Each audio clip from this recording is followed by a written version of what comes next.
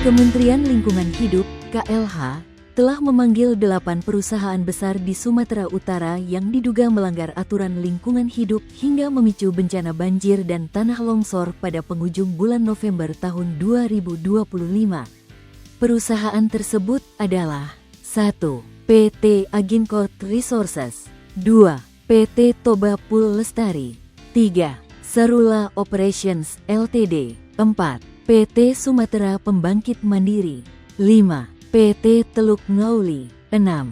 PT North Sumatera Hydro Energy, 7. PT Multi Sibolga Timber, 8. PT Perkebunan Nusantara 4 Kebun Batang Toru. Dalam proses awal ini, KLH menemukan beberapa indikasi pelanggaran serius yang berkaitan dengan pemanfaatan ruang dan tata kelola lingkungan. Indikasi pelanggaran itu diantaranya: 1. Aktivitas pembukaan lahan melampaui batas izin yang diberikan. 2. Gagalnya perusahaan menjaga areal konsensi. 3. Lemahnya pengelolaan serta pemantauan dampak lingkungan. 4. 8 korporasi ini juga dinilai lalai mengendalikan erosi dan air larian.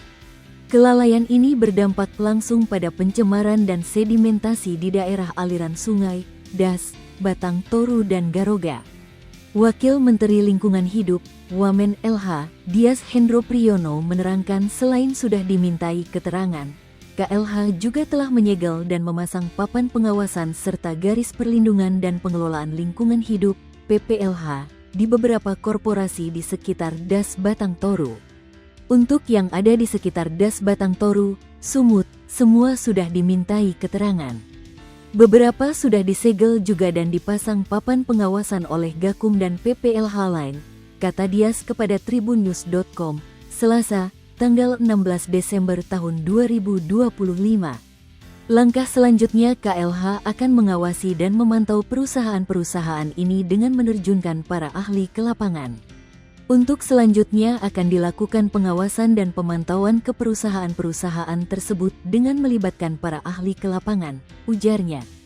Penentuan sanksi. Sebelumnya Menteri Lingkungan Hidup Hanif Faisal Nurofik menyebut guna memastikan dasar hukum dalam penjatuhan sanksi, KLH mengupayakan bukti ilmiah, termasuk melibatkan ahli independen, ahli geospasial, hidrologi, kerusakan lahan dan model banjir untuk menguatkan bukti yang tidak terbantahkan. Ini adalah pesan keras bagi korporasi, lingkungan bukanlah objek yang bisa dikorbankan demi profit, kata Hanif.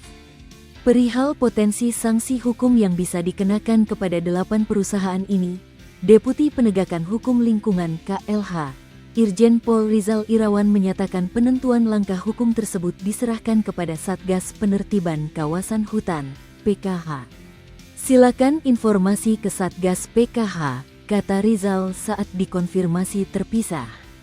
Rizal menerangkan berdasarkan hasil rapat koordinasi terakhir, segala informasi perihal penegakan hukum pada daerah bencana ditangani oleh Satgas PKH. Sekalipun KLH punya tugas menangani penyelesaian sengketa lingkungan hidup, PSLH, maupun pemberian sanksi administrasi. Hasil rapat koordinasi kemarin, semua informasi terkait Gakum daerah bencana dari Satgas PKH. Meskipun dalam pelaksanaan, KLH bertugas menangani PSLH dan sanksi administrasi, namun untuk keterangan pers lewat Satgas, jelas dia. Pernyataan perusahaan. PT Agincourt Resources melalui pernyataan tertulis dari Batang Toru, Tapanuli Selatan, pada Senin, tanggal 1 Desember tahun 2025, menyatakan bahwa area tambang Martabe berada di luar titik banjir bandang dan menyatakan operasional dihentikan sementara demi membantu evakuasi serta penyaluran bantuan bagi warga terdampak.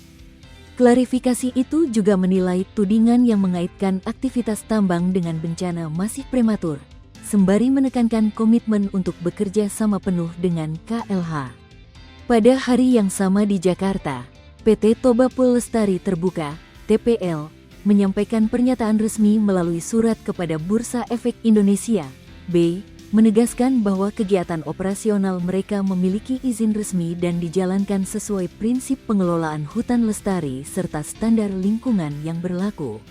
Sementara itu, sehari kemudian, Selasa, tanggal 2 Desember tahun 2025, PT North Sumatera Hydro Energy, NSHE, dari Medan, Sumatera Utara, memberikan klarifikasi bahwa proyek PLTA Batang Toru dirancang berdasarkan kajian lingkungan mendalam dan menyatakan kesediaan menyerahkan data teknis kepada KLH sebagai bagian dari proses investigasi.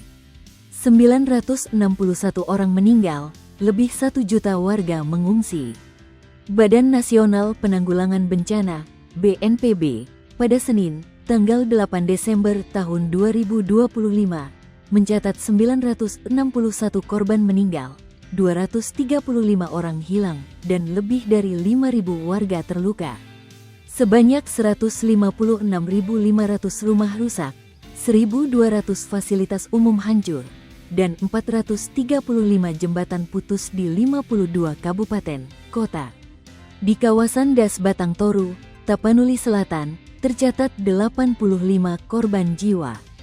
Sementara itu, wilayah Garoga di Tapanuli Utara masih terisolasi sehingga bantuan hanya bisa disalurkan melalui udara. Kepala Pusdatin BNPB Abdul Muhari menyebut jumlah pengungsi naik tajam. Kemarin jumlah total pengungsi yang kita laporkan 975.039 jiwa. Per hari ini ada tambahan dari Aceh Timur dan benar meriah data jumlah jiwanya menjadi 1.057.482 jiwa, ujar Abdul dalam konferensi pers.